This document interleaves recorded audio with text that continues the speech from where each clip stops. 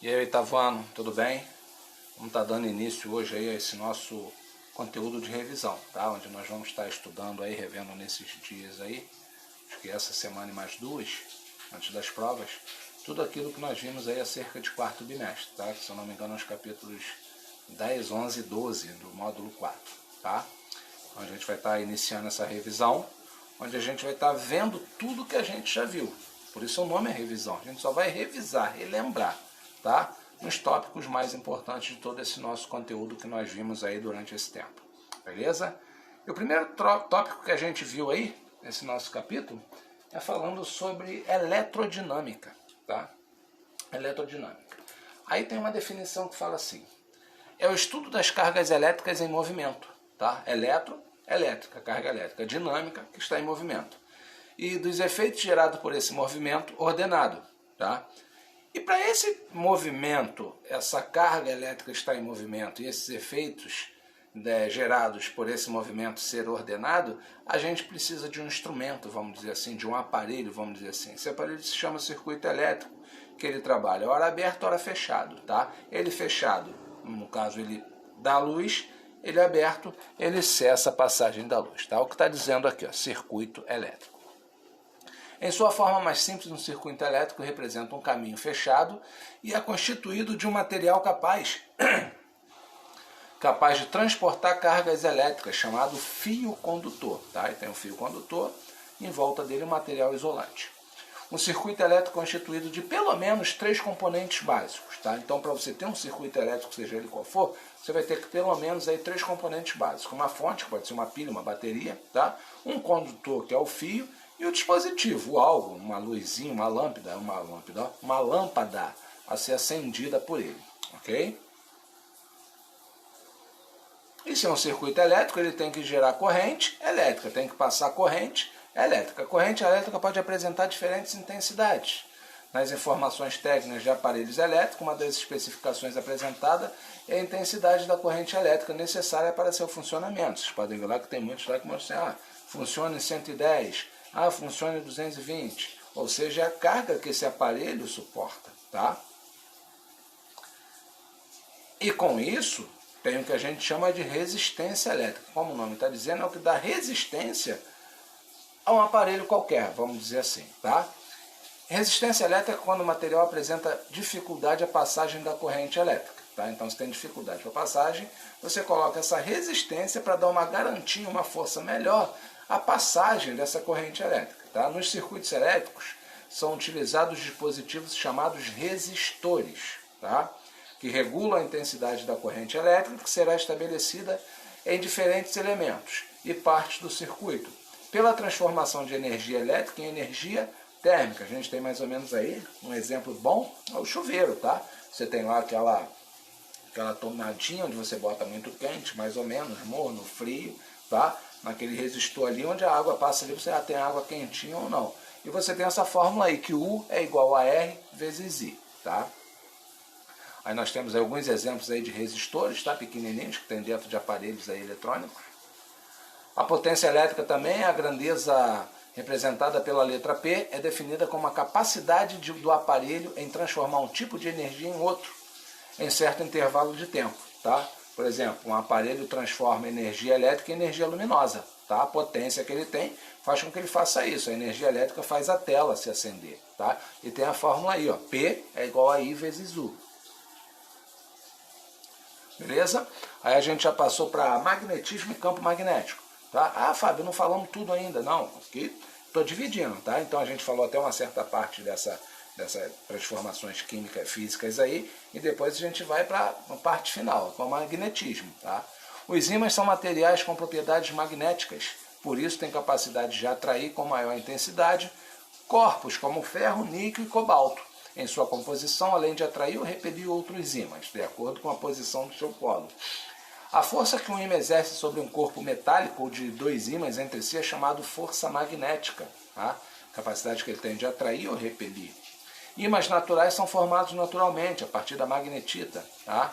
Ímãs artificiais são fabricados quando algum metal passam por um processo de imantação. O que é o processo de imantação? Nada mais é que você deixar o metal em contato com o ímã, ou esfregar, ou rodear, ou deixar simplesmente contato ali, tá? Hoje em dia a chave de fendas aí vem com a ponta imantizada, então não tem mais necessidade, mas antigamente era comum você ver em oficinas aí de bicicleta, oficina de conserta relógio, oficina de carro, moto, a chave de fenda pendurada no ímã, ou seja, estaria imantando. Se caísse um negócio no chão, conforme já conseguia pegar, eu tirava o parafuso ali do seu local ali e já tirava numa boa, tá? Aí tem o campo magnético de um ímã, ou seja, que é a intensidade que ele libera em volta dele, através dos seus polos norte e sul, tá? Aí a gente vê ali norte e sul ali, os polos, e opostos, polos opostos acontece a atração entre o norte e o sul, eles se atraem, e a repulsão entre polos iguais, norte com norte e sul com sul, tá? Aí temos também o campo magnético terrestre, que funciona igualzinho aí um ímã, que faz a bússola funcionar.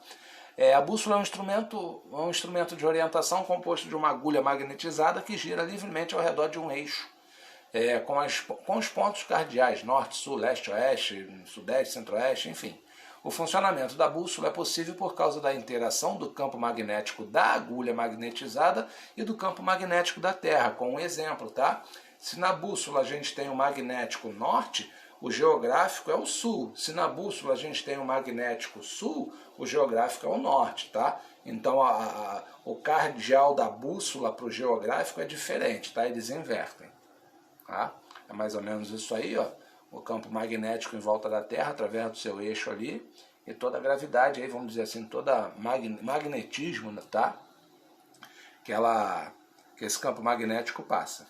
Com isso a gente viu também acerca das estações do ano, que são elas primavera, verão, outono e inverno. Sua ocorrência está relacionada ao movimento de translação e à inclinação de aproximadamente 23,4 graus do eixo de rotação da Terra, mais ou menos nessa posição, tá? A Terra realiza um movimento ao redor do Sol, seguindo uma trajetória aproximadamente circular, conhecida como órbita, tá? E esse movimento dura aproximadamente 365 dias, 6 horas e 8 minutos. E por isso que a cada 4 anos aí nós temos o mês de fevereiro com 29 dias, sendo chamado de ano bissexto, que é a soma dessas 6 horas e 8 minutos aí a cada 4 anos, dá 24 horas. 24 horas tem um dia, tá? E nós temos também a definição de solstício e equinócio, que é a incidência desigual de luz solar, faz que ocorra esses dois fenômenos, tá? O solstício está relacionado ao verão e ao inverno, tá? Ao quente e ao frio, e o equinócio relacionado à primavera e ao outono, ou seja, ao meio termo, tá? Nem muito quente, nem muito frio, ok? Aí tá aí, ó, a definição do equinócio, passando para a primavera, solstício, passando para o verão, equinócio, passando para a primavera, passando para o outono, solstício, e passando para o inverno, equinócio, tá? Beleza? Aí nós temos a diferenciação de tempo e clima, que nós vimos. O tempo caracteriza as condições da atmosfera, especificamente da troposfera, em determinado instante local. Por exemplo, agora aqui o tempo está meio nublado, porém mais cedo choveu pra caramba, com relâmpago, trovoada, ou seja, o tempo mudou. Agora o que era chuva tempos atrás, agora o tempo já não está mais chovendo, tá?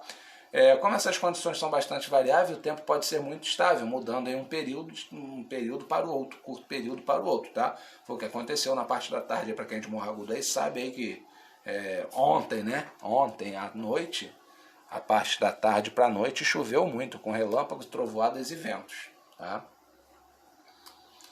Já o clima é um conjunto de características atmosféricas de uma determinada região, que são observadas em um longo período do tempo. Por exemplo, na região sul é característico o clima frio, ou seja, durante muito tempo do ano ali permanece frio. Rio de Janeiro era característico ser quente, tá? No Brasil existem vários tipos de climas. E com isso tem os fenômenos atmosféricos, que a gente tem a chuva, corresponde às quedas ou precipitações de gotas de água, que se originam da condensação do vapor de água que sobe com o frio lá em cima, forma essa chuva. Tá? Quando a chuva é muito forte, pode vir acompanhada de raios, relâmpagos e trovões, foi o que aconteceu ontem à tarde. Tá? A umidade é a quantidade de vapor d'água presente no ar atmosférico. E para a OMS, a Organização Mundial de Saúde, o índice de umidade relativa do ar tem que ser próximo de 60, tá? Mais ou menos ali, não muito acima nem muito abaixo. Ventos é o ar atmosférico em movimento.